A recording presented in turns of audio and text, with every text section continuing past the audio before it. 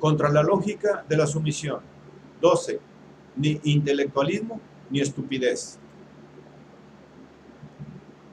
En la lucha contra la dominación y la explotación, cada individuo necesita coger todo instrumento que pueda ser suyo, toda arma que pueda usar autónomamente para atacar esta sociedad y recuperar su vida.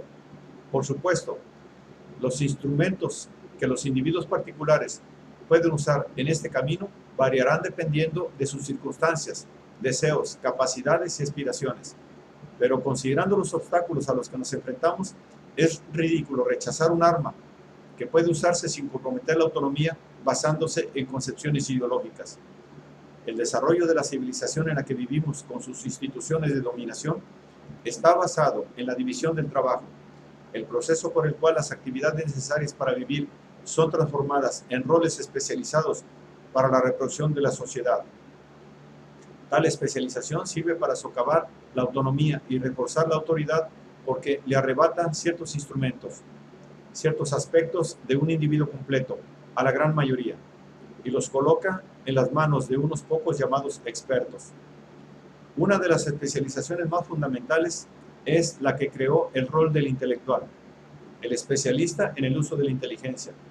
Pero el intelectual no está definido tanto por inteligencia como por la educación. En esta era de capitalismo industrial, alta tecnología, a la clase dominante le resulta de poca utilidad el pleno desarrollo y ejercicio de la inteligencia. En su lugar, requiere la especialización, la separación del conocimiento en estrechos campos conectados, solo por su sometimiento a la lógica del orden dominante, la lógica del beneficio y el poder. De esta forma, la inteligencia del intelectual es una inteligencia deformada y fragmentada, con casi ninguna capacidad de hacer conexiones, entender relaciones o comprender sin hablar de desafiar totalidades. La especialización que crea al intelectual es de hecho parte del proceso de estupefacción que el orden dominante impone a quienes son dominados. Para el intelectual, el conocimiento no es la capacidad cualitativa de entender, analizar y razonar sobre la propia experiencia o de hacer uso de los esfuerzos de otros para alcanzar tal comprensión. El conocimiento de los intelectuales está completamente desconectado de la sabiduría, que es considerada un extraño anacronismo. Más bien, es la capacidad de recordar hechos inconexos tras trozos de información, lo que ha llegado a ser visto como conocimiento. Solo semejante degradación del concepto de inteligencia podría permitir a la gente hablar de la posibilidad de inteligencia artificial en relación a esas unidades de almacenamiento y examen continuo de información que llamamos ordenadores. Si entendemos que el intelectualismo es la degradación de la inteligencia, entonces podemos reconocer que la lucha contra el intelectualismo no consiste en el rechazo a las capacidades de la mente, sino más bien en el rechazo a una especialización deformadora. Históricamente, los movimientos radicales han proporcionado muchos ejemplos de esta lucha en la práctica. Renzo Novatore era el hijo de un campesino que solo asistió a la escuela 6 meses. Sin embargo, estudió las obras de Nietzsche, Stirner, Marx, Hegel, los antiguos filósofos, historiadores y poetas, todos los escritores anarquistas y aquellos que participaban en los diversos movimientos artísticos y literarios incipientes de su tiempo. Fue participante activo en los debates anarquistas sobre teoría y práctica, además de los debates en los movimientos artísticos radicales, e hizo todo esto en el contexto de una intensa y activa práctica insurreccional. En un tono similar, Bartolomeo Vanzetti, que empezó trabajando como aprendiz en su temprana adolescencia, a menudo durante largas horas, describe en su breve autobiografía cómo pasaba una buena parte de sus noches leyendo filosofía, historia, teoría radical, etc., con el fin de obtener estas herramientas que la clase dominante le negaría. Fue su afán por adquirir los instrumentos de la mente lo que lo llevó a su perspectiva anarquista. A finales del siglo XIX, en Florida, los trabajadores fabricantes de cigarros obligaron a sus patronos a contratar lectores para leerles mientras trabajaban. Estos lectores leían las obras de Bakunin, Marx y otros teóricos radicales a los trabajadores. que discutían luego lo leído. Y a principios del siglo XX, vagabundos radicales y sus amigos establecerían colegios vagabundos, donde una amplia variedad de oradores daba charlas sobre cuestiones sociales, filosofía, teoría y práctica revolucionaria, incluso ciencia e historia. Y los vagabundos discutían sobre ello. En cada uno de estos casos vemos el rechazo de los explotados a dejar que les fueran arrebatados los instrumentos de la inteligencia. Y tal como lo veo, esta es precisamente la naturaleza de una lucha real contra el intelectualismo.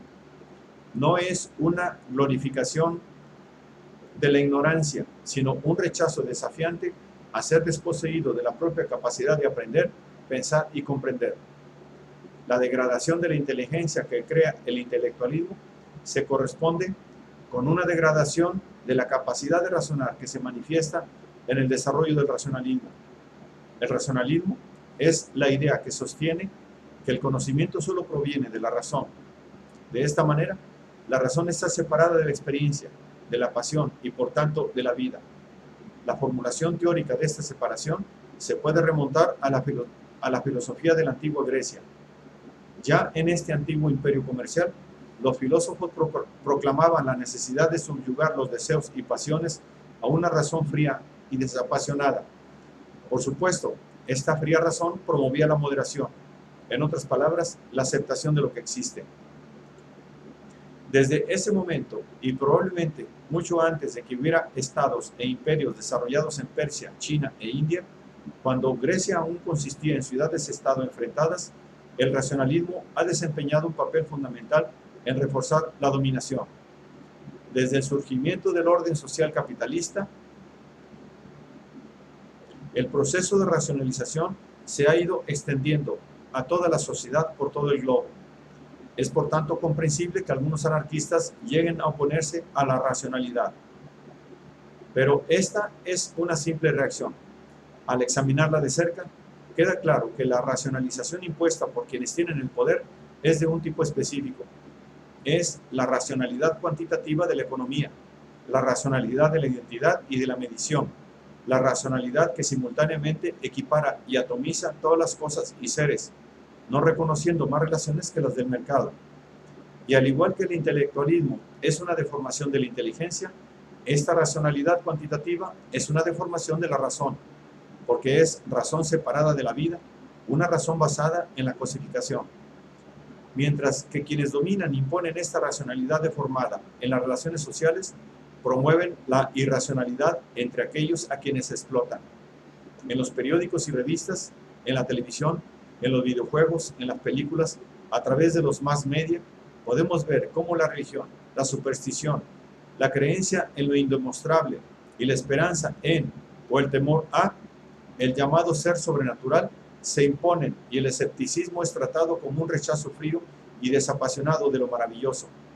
Beneficia a la clase dominante que aquellos a los que explotan sean ignorantes, con una limitada y decreciente capacidad de comunicarse unos con otros sobre cualquier cosa significativa o de analizar una situación. Las relaciones sociales en las que se encuentran y los acontecimientos que ocurren en el mundo. El proceso de estupefacción afecta a la memoria, al lenguaje y a la capacidad para entender las relaciones entre personas, cosas y acontecimientos en un nivel profundo. Y este proceso penetra también en aquellas áreas consideradas intelectuales.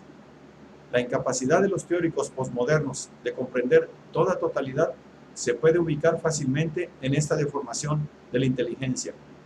No es suficiente oponerse a la racionalidad deformada impuesta por esta sociedad. Debemos también oponernos a la estupefacción e irracionalidad impuestas por la clase dominante sobre el resto de nosotros. Esta lucha requiere la reapropiación de nuestra capacidad de pensar, de razonar, de analizar nuestras circunstancias y comunicar sus complejidades. También requiere que integremos esta capacidad en la totalidad de nuestras vidas, nuestras pasiones, nuestros deseos y nuestros sueños. Los filósofos de la antigua Grecia mentían, y los ideólogos que producen las ideas que mantienen la dominación y la explotación han continuado contando la misma mentira. que lo contrario a la inteligencia es la pasión. Esta mentira ha desempeñado un papel esencial en el mantenimiento de la dominación. Ha creado una inteligencia deformada que depende de la racionalidad económica cuantitativa y ha reducido la capacidad de la mayoría de los explotados y excluidos de entender su condición y luchar inteligentemente contra ella. Pero de hecho, lo contrario a la pasión no es la inteligencia, sino la indiferencia, y lo contrario a la inteligencia no es la pasión, sino la estupidez. Dado que quiero sinceramente acabar con toda dominación y explotación y empezar a abrir las posibilidades para crear un mundo donde no haya ni explotados ni explotadores, ni esclavos ni amos, elijo aprovechar toda mi inteligencia apasionadamente usando toda arma mental, junto con las físicas, para atacar al presente orden social.